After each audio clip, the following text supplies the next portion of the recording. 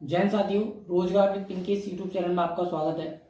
देखिए, आज की वीडियो में हम बात करने वाले हैं BSSB बोर्ड के द्वारा आपकी जो असिस्टेंट सैनिटरी इंस्पेक्टर की वैकेंसी निकली थी MCD डिपार्टमेंट में, स्पेशली MCD डिपार्टमेंट की हम बात करेंगे आज की वीडियो में कि जो आपकी MCD डिपार्टमेंट में 342 पोस्ट निकली थी ASI की, असिस्टेंट सैनिटरी इंस्पेक्टर की, उसकी कट ऑफ के बारे में आज हम इस वीडियो में बात करने वाले हैं।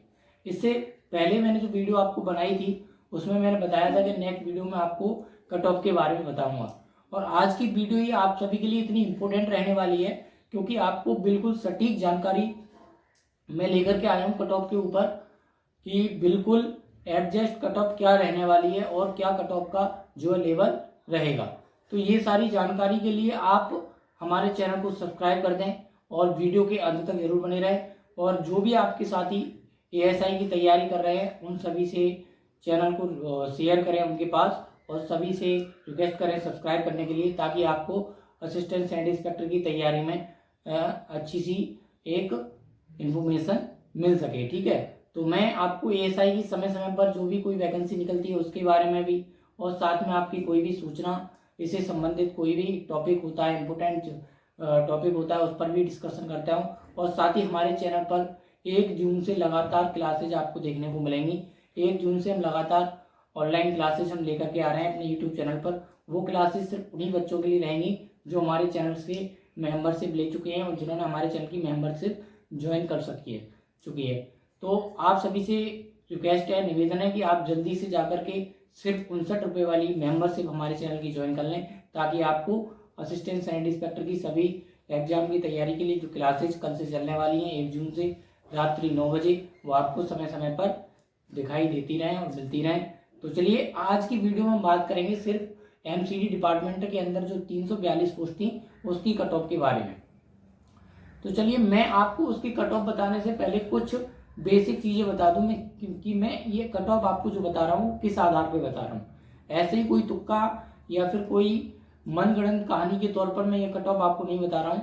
इसके पीछे का जो रीजन है मैं उसको भी बता रहा हूँ। ठीक है, तो देखिए, आप सभी को पता होगा कि कुछ समय पहले आपकी DSSB बोर्ड के अंतर्गत एक वैकेंसी आई थी जो थी सर्विलांस वर्कर की वैकेंसी। ठीक है, सभी को उसके बारे में पता है।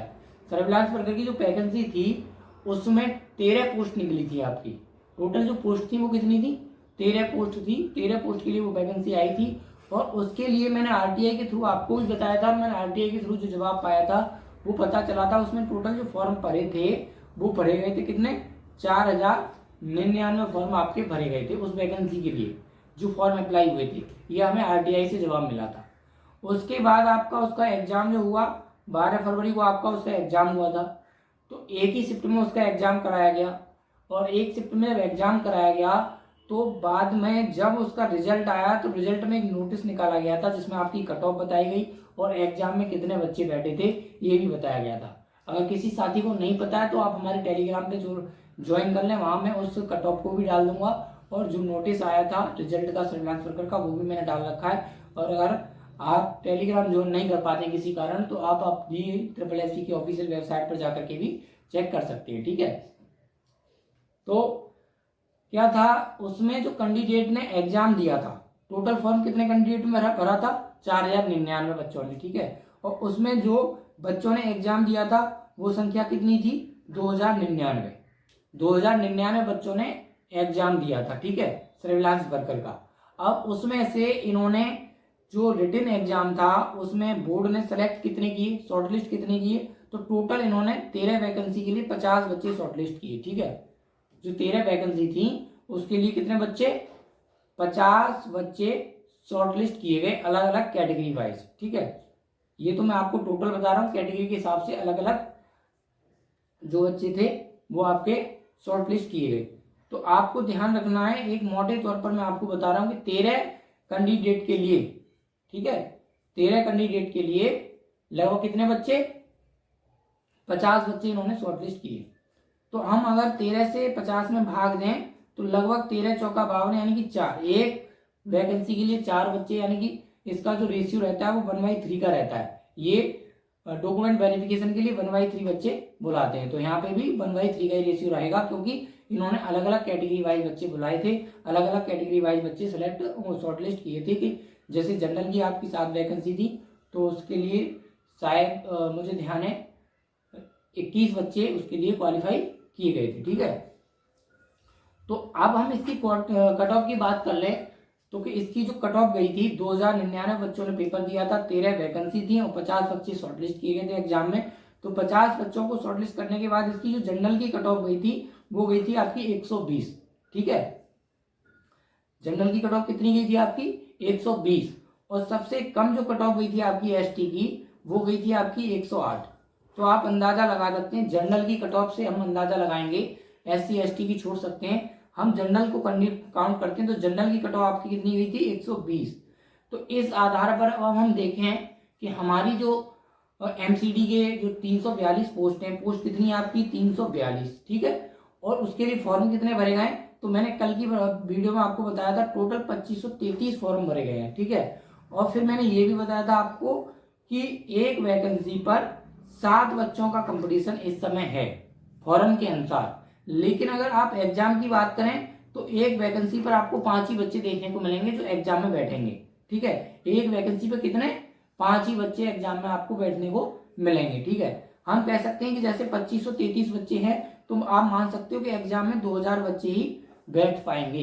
ये मेरा अनुमान है, ये एक अंदाजा है पिछली भर्तियों के अनुसार। ठीक है, तो मान लो 2000 बच्चे एग्जाम में बैठते हैं और उनमें से इनको लगभग 342 का हम मान सकते हैं कि अगर 5 गुना भी ये बच्चे 4 गुना भी अगर ये शॉर्टलिस्ट करते हैं तो मान सकते हैं हम और ज्यादा ही, क्योंकि इन्होंने एक्सपीरियंस रखा है। तो यहाँ पे आप मान सकते हो 5 गुना ये बच्चे ही शॉर्टलिस्ट करेंगे, क्योंकि एक्सपीरियंस में बहुत सारे बच्चे बाहर होने वाले हैं। वेरिफिकेशन जब किया जाएगा, डॉक्यूमेंट वेरिफिकेशन, तो वहां पे संख्या बहुत ही कम हो जाएगी, क्योंकि बहुत सारे बच्चे ऐसे भी हैं जिन्होंने यहाँ पर फर्जी एक्सपीरियंस लगा रखा है, सिर्फ उसमें ऐसे ही फर्जी एक्सपीरियंस डाल दिया है, और जब आपका वेरिफिकेशन होगा तो वो वेरिफिकेशन जो है वो फेल कर दिया जाएगा और आपको उस समय पर डॉक्यूमेंट में क्वालिफाई नहीं किया जाएगा। ठीक है, तो इस अंदाजे से मैं आपको बता सकता हूं कि एक वैकेंसी के लिए ये रिटन एग्जाम में लगभग 5 गुना बच्चे पास करेंगे, यानी कि एक वैकेंसी के लिए 5 बच्चे, तो हम लगा सकते हैं आपकी लगभग 1500 बच्चे, 2000 बच्चे बैठेंगे एग्जाम में और 1500 बच्चों को इन्होंने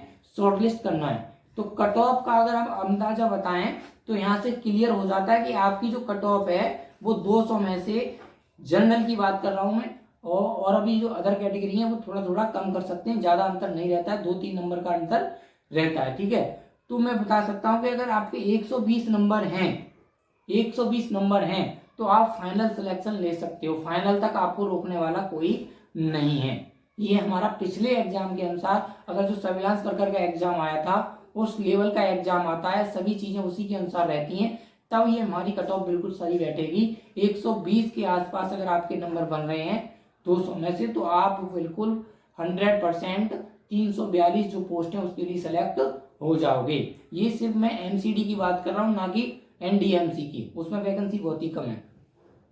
ठीक है, उसकी वीडियो हम अलग से लेकर के आएंगे कट ऑफ की, क्योंकि उसमें कट ऑफ हाई जाने वाली है, क्योंकि उसमें क्या है, एक तो आपकी एज ज्यादा रखी गई थी, दूसरी चीज आपका जो है उसमें फॉर्म ज्यादा पड़े हैं और एक्सपीरियंस नहीं मांगा गया था। ठीक है, इसलिए उसकी हम बात नहीं कर रहे हैं, हम बात कर रहे हैं सिर्फ अभी किसकी, हम सिर्फ बात कर रहे हैं एमसीडी के अंतर्गत जो 342 पोस्ट निकली थी असिस्टेंट साइंस इंस्पेक्टर की, उसकी बात कर रहे हैं। ठीक है, तो इसकी कट ऑफ मैंने आपको बता दी। जनरल की कट ऑफ अगर हम मान के चलते हैं 120, तो आप अगर जनरल कैंडिडेट हैं या फिर किसी भी एससी से भी हैं तब भी आपको इतना, क्योंकि एससी की जो कट ऑफ है वो इसी के लेवल पर रहने वाली है, क्योंकि एससी में सबसे ज्यादा फॉर्म फिल हुए हैं। ठीक है, जनरल से भी ज्यादा फॉर्म एससी में फिल हुए, तो आपको ध्यान रखना है 120 स्कोर आपका बना करके चलना है। ठीक है, अभी से टारगेट बना करके चलो, आपका 200 में से 120। 2 पार्ट होंगे, आप सभी को पता है, एक सेक्शन ए और सेक्शन बी। सेक्शन बी में आपका जनरल कंपटीशन एग्जाम जो होता है, 20 क्वेश्चन आपके रीजनिंग, 20 की मैथ, 20 की हिंदी और 20 की इंग्लिश और 20 की जीके, और 100 क्वेश्चन जो होंगे आपके वो होंगे आपके किसके, जो आपका डिप्लोमा है उससे संबंधित। तो आपको डिप्लोमा वाले पार्ट पर ज्यादा मेहनत करनी है, क्योंकि डिप्लोमा से जो क्वेश्चन पूछे जा रहे हैं वो डीपली क्वेश्चन पूछे जा रहे हैं, थ्योरी बेस्ड क्वेश्चन पूछे जा रहे हैं, ना कि ऊपर ऊपर से। ठीक है, और आपका जो कंपटीशन वाला पार्ट है वो ज्यादा सिंपल ही रहता है, उसमें ज्यादा हार्ड लेवल का सिलेबस नहीं आता है। ठीक है, तो आपको मैंने बता दिया कि अगर सर्विलांस वर्कर के एग्जाम के तहत सारी चीजें बिल्कुल सेम रहती हैं तो आपकी कट ऑफ 120 के आसपास ही रहने वाली है। ठीक है, अगर एग्जाम का लेवल और ज्यादा टफ आता है, देखिए वैसे तो कट ऑफ जो है लेवल एग्जाम के ऊपर बात करती है, कितने बच्चे एग्जाम में बैठेंगे उसके बाद पता चलता है कैसा एग्जाम आपका आया है, उसके बाद ही पता चलेगा सटीक। और एक वीडियो में आपको जब आपका एग्जाम हो जाएगा उसके बाद कितने बच्चों ने एग्जाम दिया और किस लेवल का पेपर था, उसके बाद आपको कट ऑफ के बारे में और ज्यादा क्लियर कर दूंगा। लेकिन अभी आप मान के चलिए कि आपका जो टारगेट होना चाहिए वो 120 प्लस का होना चाहिए, 120 से ज्यादा ही नंबर आपको जो है लाने हैं। ठीक है, तो ये थी कट ऑफ की जानकारी। अगर कोई और डाउट आपका रह गया हो तो आप कमेंट बॉक्स के माध्यम से हमसे पूछ सकते हैं। वीडियो के नीचे कमेंट जरूर करें और वीडियो को ज्यादा से ज्यादा साथियों तक शेयर करें ताकि हमारी जो वीडियो है ज्यादा साथियों तक पहुंच पाए, सभी साथियों को इन्फॉर्मेशन और सूचना समय समय पर मिलती रहे और आप सभी के सपोर्ट से, प्यार से हमारा चैनल ऐसे ही आगे बढ़ता रहे। और जैसे जैसे चैनल आगे बढ़ेगा उसी प्रकार मैं भी आपके लिए सही ज़्यादा से ज़्यादा मेहनत करता रहूँगा। तो आप सभी से यही अनुरोध है कि चैनल को ज़्यादा से ज़्यादा शेयर करें, ज़्यादा से ज़्यादा सपोर्ट करें। धन्यवाद, मिलते हैं एक नई वीडियो के लिए, तब तक के लिए जय हिंद।